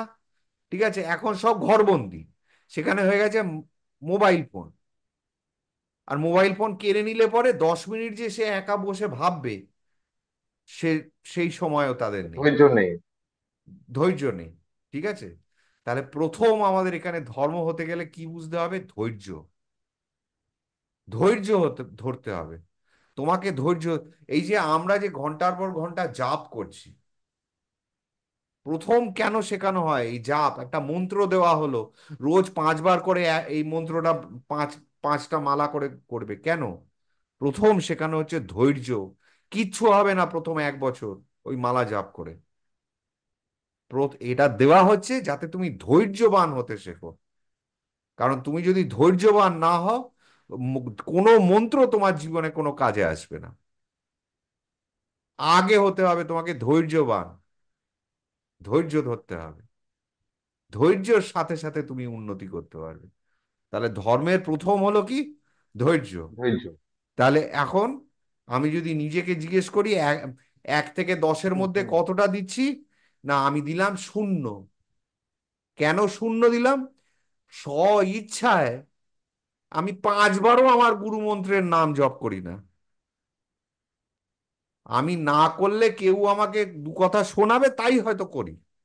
ইভেন ঠাকুর ঘরেও ঢুকি, কারণ ওটা হয় স্বভাব হয়ে গেছে, নয় অভ্যেস হয়ে গেছে। আর যদি না ঢুকি তাহলে 5টা লোক আমাকে 2 কথা শোনাবে, সেই জন্য হয়তো ঢুকি। হয় অভ্যেস, নয় স্বভাব, নয়তো বাধ্যকতা। প্রত্যেক দিনের কথা বলছি। ওই সপ্তাহে 7 দিনের মধ্যে 4 দিন ভালোবেসে ঢুকলাম, 3 দিন ইচ্ছে করছে না, তাও জোর করে ঢুকছি। আমি সেইটার কথা বলছি, ধৈর্য নেই। বা ওই ঠাকুর ঘর থেকে বেরিয়ে এসে আর ইচ্ছে করে না যে ঘুমোতে যাওয়ার আগে অন্তত 11 বার অন্তত গুরুদেবের দেওয়া নাম, মানে নাম হোক বা মন্ত্র হোক, সেটাকে জপ করব, সেই ধৈর্যটুকু আমাদের নেই। তাহলে 10-এর মধ্যে কত দিবি তুই নিজেকে ভেবে নে। আমি সবাইকে 1 বলছি না, কিন্তু 1 থেকে 10-এর মধ্যে তুই নিজেকে কত দিবি তুই নিজে বুঝে নে। হ্যাঁ। আজকাল তো বাবাকে বলছে, বাবা আইসক্রিম খাবো, আইসক্রিম খাবো, 10 বার বললেই পিঠের ওপর 2 ঘা। যাই হোক, তারপরে আসছে হচ্ছে কি? ক্ষমা। ঠিক আছে? এইখানে হচ্ছে আরো মজার জিনিস।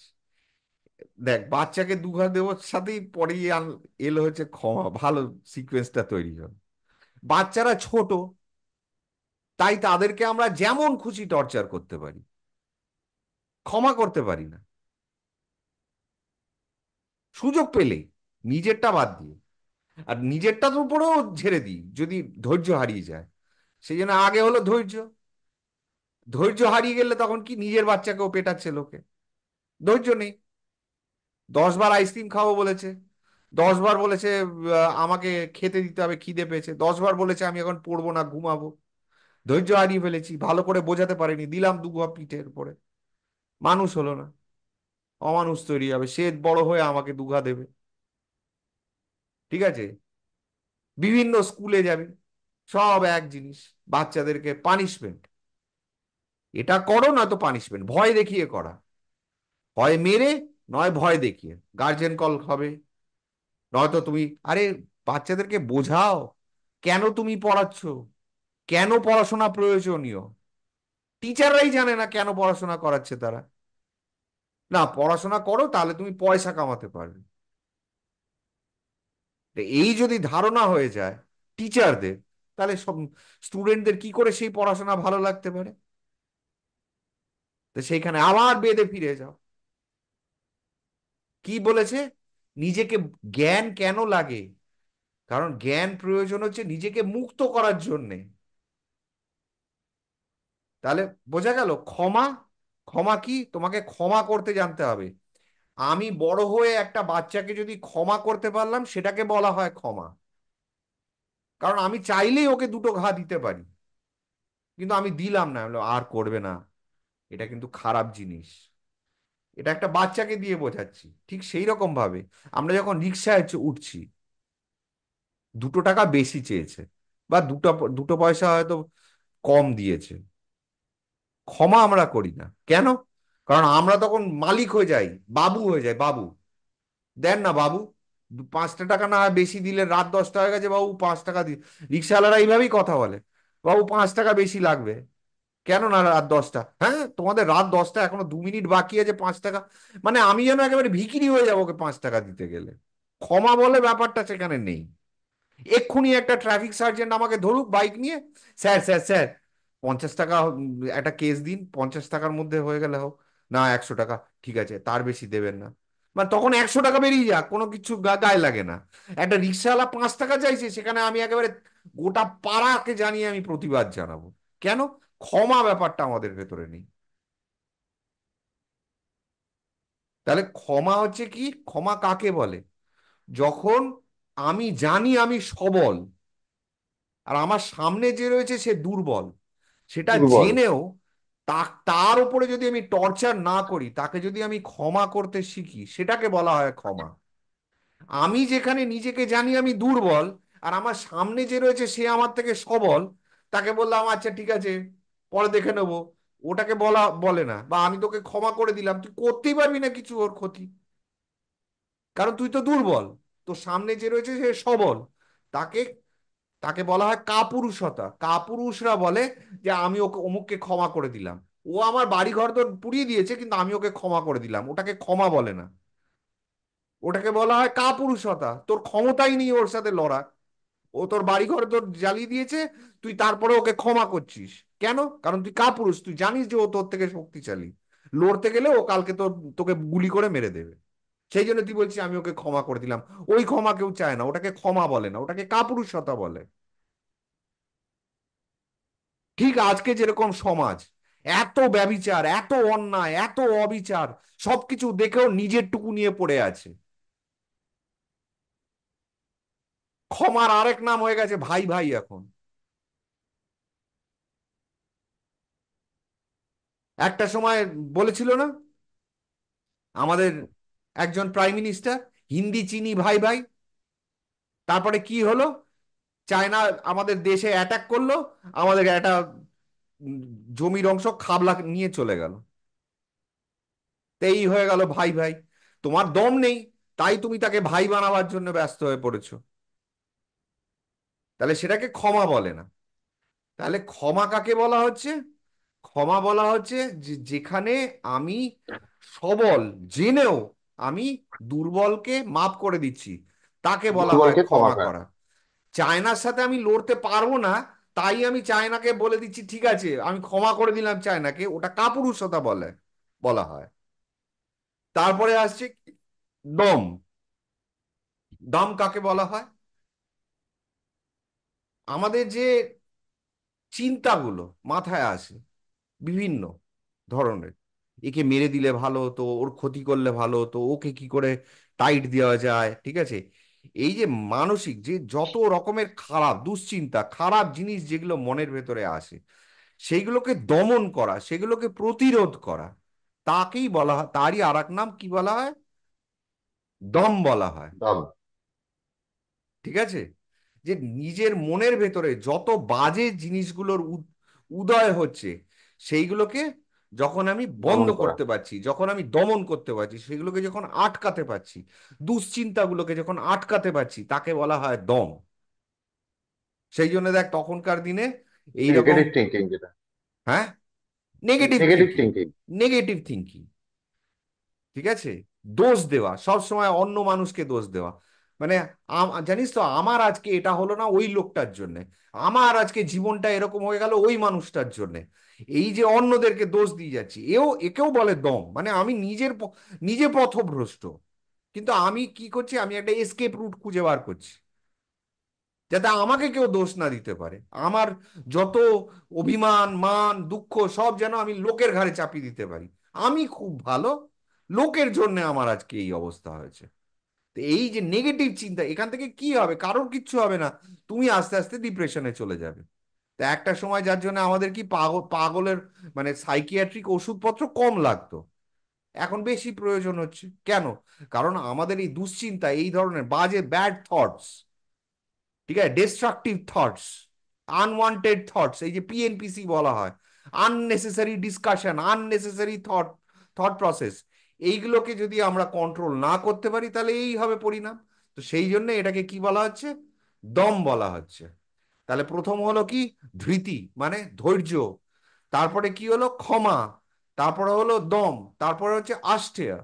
আষ্টেয় মানে যেটা আমার নয় তার দিকে আমি কোনোদিন হুম। তাকাবো না, সেই জিনিসটার প্রতি আমি কোনোদিন লোভ করব না, যেটা আমার নয়। বোঝা গেল? এবারে এখানে আবার একটা মজার জিনিস আছে, যেটা মানে যে কোনো ভাবে ঠকানো তো, যেটা আমার নয়। যেরকম ধর, তোর জমিটা আমার নয়, কিন্তু আমি দিন রাত ভাবছি যে কি করে মানে 2 ফুট একটুখানি বাড়িয়ে যদি ভেতর দিকে আমার জমিটা বাড়িয়ে ওকে যদি একটুখানি পাঁচিলটাকে কায়দা করে করা যায়। ঠিক আছে, এই তো দিন রাত আমার মাথায় ঘুরছে। তাহলে সেটা কি হয়ে গেল? আস্তেয়া বলে। মানে যেটা আমার নয়। ধর রাস্তায় যেতে যেতে দেখলি 500 টাকা পড়ে আছে, আমরা কি করি? তুলে নিলাম। হ্যাঁ ঠিক আছে, 500 টাকা আমাকে ঠাকুর দিয়েছে, নয়তো ওইখানে কেন পড়বে? আর পড়ে থাকলো থাকলো আমারই চোখের সামনে, কত অজুহাত। কিন্তু ধর্ম এখানে এখানে ঠাকুর আসছেই না কথাটা। কথা হচ্ছে ওটা কি তোমার অধিকারের? তুমি কি ওটা অর্জন করেছো? তুমি কি ওটা কামিয়েছো? ওটা কি তোমার?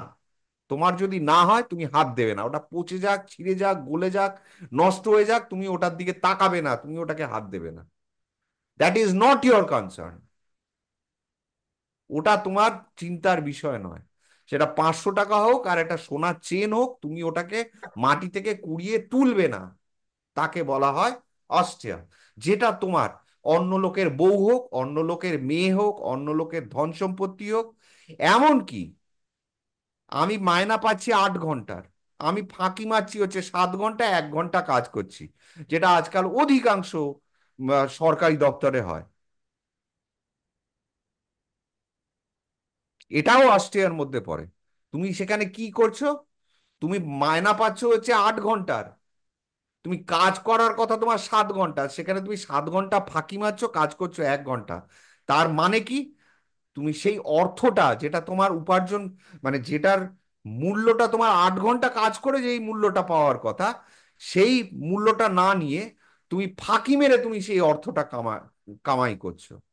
তো সেটাও এক রকমের ফাঁকি। মানে তুমি যে মায়নাটা নিচ্ছ সেটা তোমার প্রাপ্য নয়। হুম। সেই জন্য সমাজের আজকে এই অবস্থা। এগুলো ছোট্ট ছোট্ট বিষয়। সেই জন্য বলে না, ওয়ান নেশন ওয়ান এডুকেশন। এগুলো যখন প্রত্যেকটা মানুষ, প্রত্যেকটা শিশুর মনে ঢুকিয়ে দেওয়া হবে, তাহলে জানি না আদৌ কোনোদিন এটা সম্ভব কিনা। তো যদি হয়, যখন হবে, তখন কিন্তু এই সমাজটা আবার ধীরে ধীরে উন্নতি করবে। কারণ তারা বুঝবে যে না, এটা অনৈতিক। আমি অফিসে আসছি, লেট করে আসতে পারবো না, 10টায় আমার ঢোকার কথা, 10টাতেই আমায় ঢুকতে হবে। সে আমি ডাক্তার হই আর উম, কোনো একটা সরকারি ব্যাংকের কর্মচারী হই, বুঝতে হবে যে একটা পেশেন্ট যদি 2 ঘন্টায় এসে বসে থাকে, তার প্রতি আমি এটা অনৈতিক কাজ করছি। আমি ব্যস্ত হয়ে ব্যস্ততা দেখানোর জন্য একটা পেশেন্টকে অহেতুক 2 ঘন্টা দাঁড় করিয়ে রাখতে পারি না। এটা এটা এটা আমার অধিকারের মধ্যে পড়ে না। আমি অ্যাডভান্টেজ নিচ্ছি। যেহেতু আমি ডাক্তার, আমাকে ছাড়া রোগীটার কাজ চলবে না। তাই রোগীটা বেকার, মানে নিজের সবকিছু খাওয়া দাওয়া ছেড়ে বাথরুম চেপে, খিদে পেয়েছে, বাড়িতে 10 বার 10টা জিনিস কাজ ফেলে দিয়েছে, তোমার জন্য 2 ঘন্টা 2.5 ঘন্টা বসে আছে। আর তুমি কি করছো? তুমি অন্য জায়গায় তোমার রোজগারের ধান্দা করে তুমি 2 ঘন্টা 2.5 ঘন্টা লেট করে এসে তুমি দেখাচ্ছ যে তুমি কত বড় ডাক্তার। তাহলে সমাজটা এগুলো, প্রত্যেকটা জিনিস, তুমি ডাক্তার হয়ে গেলেই যে তুমি বড় হনু হয়ে গেলে তা নয়, আমি সব ডাক্তারের কথা বলছি না। কিন্তু এগুলো দেখবি আমাদের এখন সমাজে এগুলো ঢুকে রয়েছে। কোনো ডাক্তার অ্যাপয়েন্টমেন্ট দিয়ে টাইমে দেখে না পেশেন্টকে। হুম। ঠিক আছে, এটা মানে একদম এটা যেন মানে এটাই যেন উম, স্বাভাবিক হয়ে গেছে। কেন? তুমি টাইম দিয়েছো 5টার সময় অ্যাপয়েন্টমেন্ট, তুমি 5টা বাজতে 5-এ ঢুকবে তুমি। তোমাকে আমি বিনা পয়সায় দেখাচ্ছি না, তোমার আমি ফিস দিই। আর তুমি যদি সরকারি কাজ করে থাকো, তাহলে সরকার তোমাকে ফিস দেয় আমাকে 5টার সময় দেখার জন্য। তুমি কোথাকার ডাক্তার আর কত বড় ডাক্তার সেটা তুমি বাড়িতে ফলাও। কিন্তু সেগুলো বুঝবে না না কেউ। যাই হোক, তাহলে বোঝা গেল, যেটা আমার নয় সেটা সময়ও হতে পারে, সেটা অর্থ হতে পারে, সেটা সম্পত্তি হতে পারে। যা কিছু যেটা আমার নয় তার প্রতি আমি লোভ করব না। সেটাকে আমি পাওয়ার ইচ্ছে রাখবো না। তাকে বলা হচ্ছে আস্টেয়ার। তারপরে হচ্ছে কি শৌচ। শৌচ কি, কি ধরনের শৌচ? মানে শুদ্ধতা, জানিস তো, এর হুম আগের দিন হুম হুম। বলেছিলাম। তাহলে আমরা শুধু ভাবি চান করলাম, শ্যাম্পু করলাম, সাবান মাখলাম, সেটাকে শৌচ বলে না। সেটা হলো চিন্তাধারাতেও সচেতন। বাইরের দেহ শুদ্ধি যেটা হুম হলো, সেটার শৌচ। ঠিক আছে? চিন্তাধারার শৌচ, চিন্তা যেন দূষিত না হয়। ঠিক আছে? খারাপ জিনিস যেন মনের ভেতরে না ঘোরাফেরা করে, তাহলে সেটাও খাওয়া এক দাওয়া। প্রকারের শৌচ। তারপর হচ্ছে হ্যাঁ, খাওয়া দাওয়া। মল যেন আজকে আমাদের শরীরের যে জড়া জীর্ণ যেগুলো হয়, মানে আমাদের অসুখ বিসুখের প্রধান তো হচ্ছে পেট, মল জমে, তাই তো। হয় বায়ু পিত্ত কফ, এই তিনটে ডিসব্যালেন্স থেকে হয়, নয়তো মলের থেকে হয়। তাহলে আমাকে খাদ্যটা এমন ভাবে রাখতে হবে, সে সাত্বিক খাবার হোক, রাজসিক হোক, তামসিক হোক, যাই হোক না কেন, আমার খাওয়াটা যেন শুদ্ধ হয়, যাতে আমার পেটে মল না জমে। সেটা দুধ যদি আমার পেটে মল তৈরি করে, তাহলে দুধটাও আমার কাছে তামসিক খাবার। তাহলে আমাকে খাদ্যের দিক থেকেও শুদ্ধতা সহজ রাখতে হবে।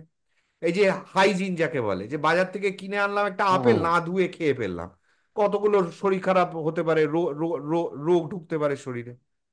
তাহলে এটাকেও সহজ বলছে। তাহলে এক হলো কি খাচ্ছি, ঠিক আছে, কি গায়ে দিচ্ছি, কি মাখছি, শুধু তাই নয়, ঘর ঘর যেইখানে থাকছি, যেই হুম হুম, বিছানার উপরে সবকিছু শুচ্ছি, সবকিছু। সেটাকে সহজ।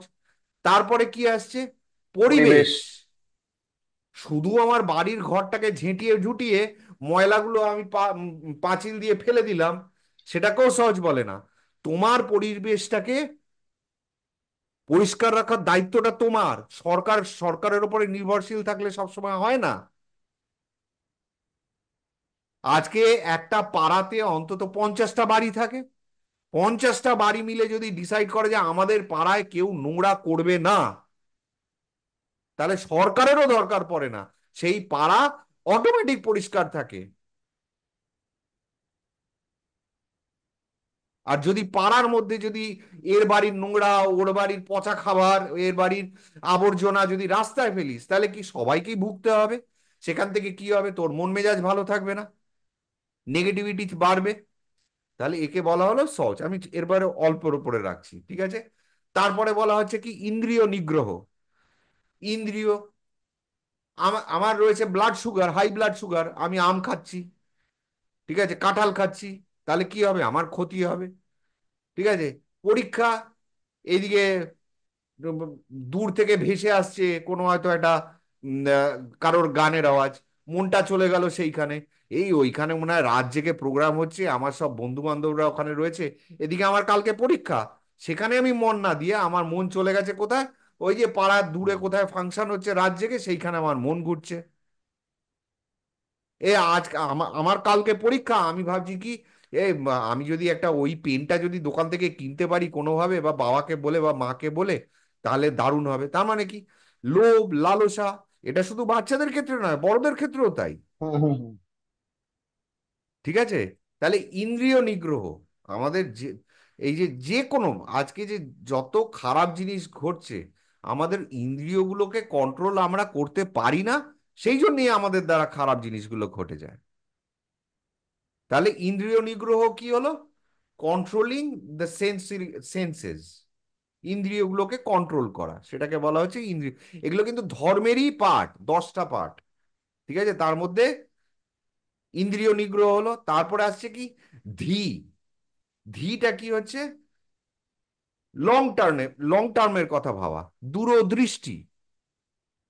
যে আমি যেই কাজটা করছি সেটা আজকে, এই যে আমরা যে পলিটিক্স পলিটিক্স বলি না, একদম পাতি ভাষায় বলছি, পলিটিক্স বলি না, যে পলিটিক্স নিজের জন্য করে, সে সমাজটাকে ডুবিয়ে ছাড়ে।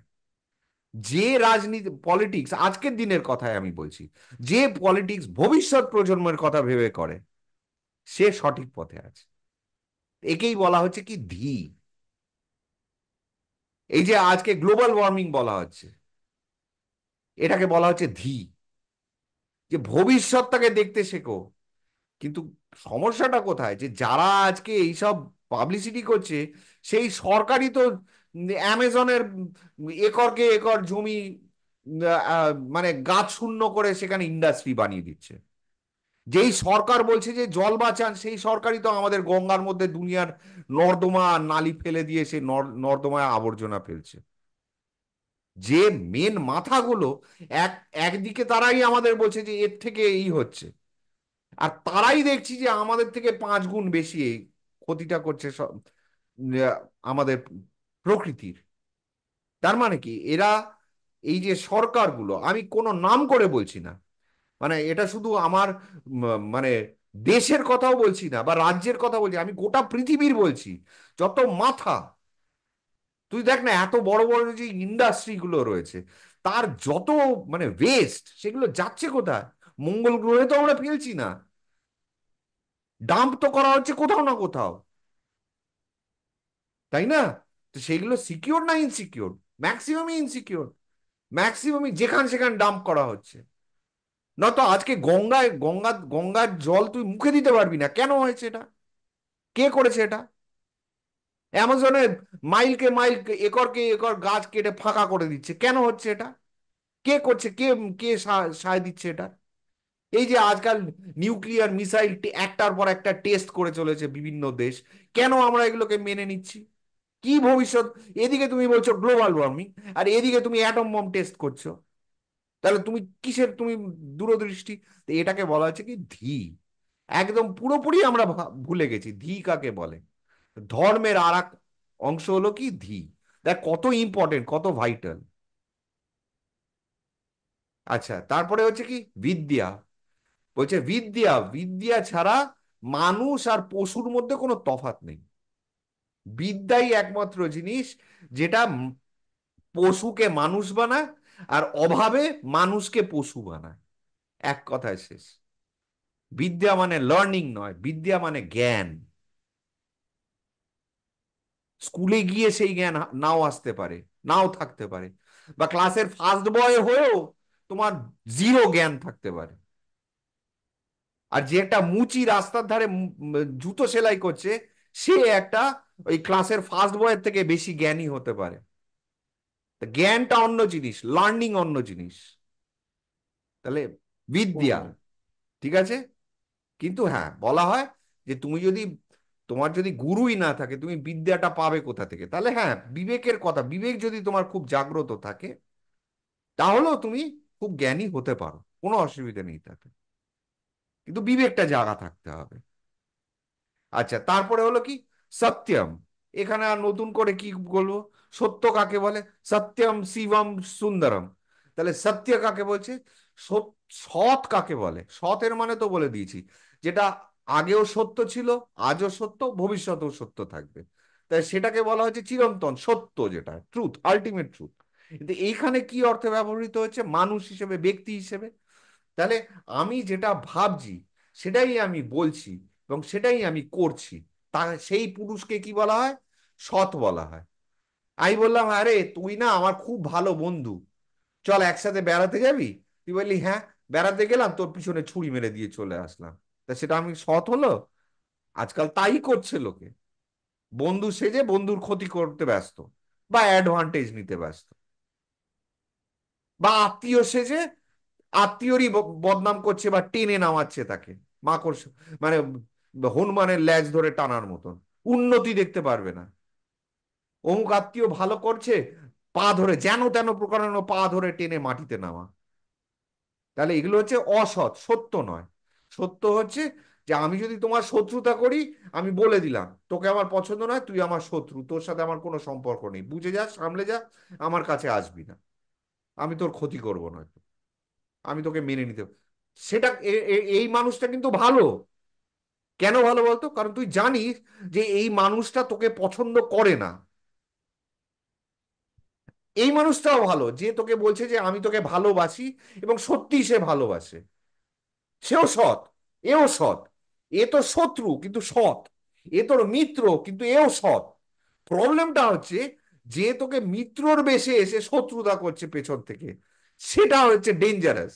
ও যে তোর কখন কি ক্ষতি করে দেবে তুই জানিস না, তাই না?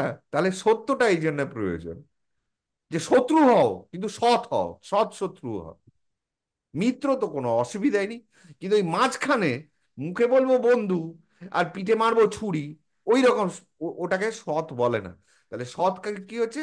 মুখে যেটা, মনে এটা, কর্মে সেটা, তাকেই বলা হচ্ছে সৎ ব্যক্তি। সাধু বলা হয় না, সৎ, সাধু। সাধুদের প্রথম জিনিসই হচ্ছে যা বলবো তাই ভাববো তাই করব। আর সবার শেষ হচ্ছে ক্রোধ। হচ্ছে ক্রোধ। ক্রোধ হচ্ছে সকল পৃথিবীতে সব পাপের আধার, মূল হচ্ছে ক্রোধ। যত পৃথিবীতে পাপ কর্ম ঘটে সেগুলো হচ্ছে ক্রোধ থেকে আসে।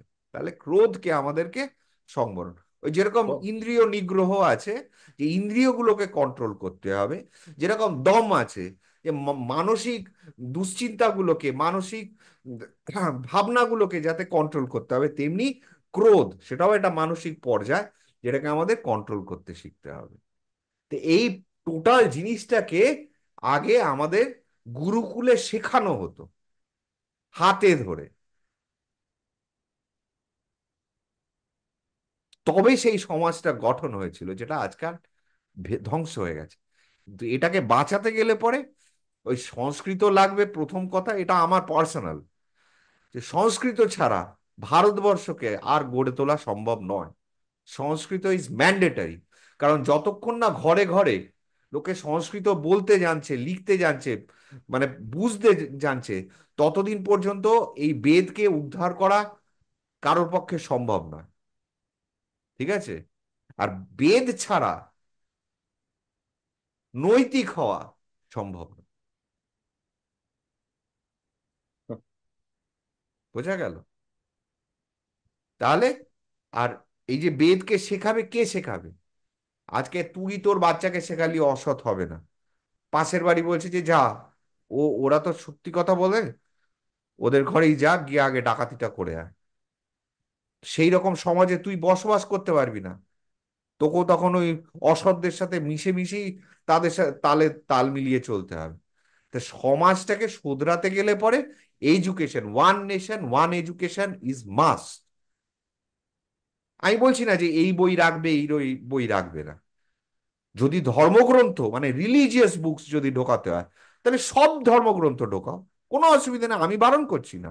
সেখানে কোরআন পড়ানো হোক, সেখানে বেদ পড়ানো হোক, সেখানে বাইবেল পড়ানো হোক, কোনো অসুবিধা নেই, কোনো অসুবিধা নেই আমার। আর যদি তুমি ধর্ম পড়াবে না, তাহলে কোনো ধর্ম পড়াবে না, মানে রিলিজিয়াস বুক পড়াবে না। সেখানে না তুমি কোনো জ্ঞানী ঋষিদের আহ, মানে ঠাকুর দেবতা আলা বই পড়াবে না, কারোরই পড়াবে না। না গড থাকবে, না আল্লাহ থাকবে, না ভগবান থাকবে।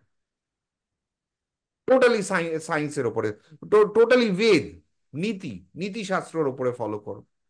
এটা এটা এটা রাজাকে এই নীতিটাকে অবলম্বন করতে হবে। এই নীতিটা রাজার হতে হবে, যে আমি রাজ্যবাসীকে কিভাবে দেখতে চাই, রাজ্যটাকে বা আমার এই গোটা ভারতবর্ষকে আমি কিভাবে দেখতে চাই। কিন্তু এটুকু আমি বুঝে গেছি যে ওয়ান নেশন ওয়ান এডুকেশন ছাড়া এটা সম্ভব নয়, এটা হচ্ছে নাম্বার ওয়ান। আর পরে আর একদিন কখনো বলবো যে কেন সংস্কৃত বলছি, যে সংস্কৃত ছাড়া সম্ভব নয়। আজকে একটুখানি হিন্ট দিলাম যে সংস্কৃত ছাড়া বেদ বোঝা সম্ভব না। তাই হুম আমি হুম বলছি যে সংস্কৃত ইজ মাস্ট। আমাদের ঐতিহ্য, আমাদের সংস্কৃতি, আমাদের ঋষি মুনিদের গ্রন্থ, এগুলো ওই ইংরেজদের ট্রান্সলেট করা গ্রন্থর মাধ্যমে আমরা কিছু উদ্ধার করতে পারবো না। অত সোজা নয়। ঠিক আছে? তাহলে ধর্ম মানে বোঝাতে পারলাম, ধর্ম মানে হুম এক, হুম। ধর্ম মানে কিন্তু রিলিজিয়ন নয়। ধর্ম মানে কোনো ঠাকুর দেবতা ভগবান নয়, কোনো অথরিটি নয়।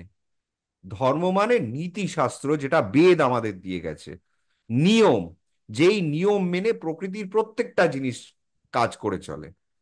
একটা অণু পরমাণু থেকে আরম্ভ করে গোটা ব্রহ্মাণ্ড যেই নিয়ম মেনে চলে, সেই নিয়মেরই একটা রূপ, মানে একটা ভার্সন হলো বেদ, যে মানুষের কি নিয়ম হওয়া উচিত, কি নীতি হওয়া উচিত, একটা মনুষ্য সমাজের কি নীতি হওয়া উচিত। সেটাকে বলা হচ্ছে ধর্ম সংস্কৃত অর্থ। ঠিক আছে। না, সে তো ঠিকই, 100 বার। কথায় তাহলে তো আজকে যুক্তি এই আছে। পর্যন্তই থাক, যদি প্রশ্ন থাকে তাহলে কমেন্টে লিখতে ঠিক হবে, আছে, আমি নিশ্চয়ই উত্তর দেবো। ঠিক আছে, ঠিক আছে। রাখলাম হ্যাঁ আজকে। হ্যাঁ, হ্যাঁ। চলো, টাটা। তাহলে আজকে হয়ে গেল ধর্ম।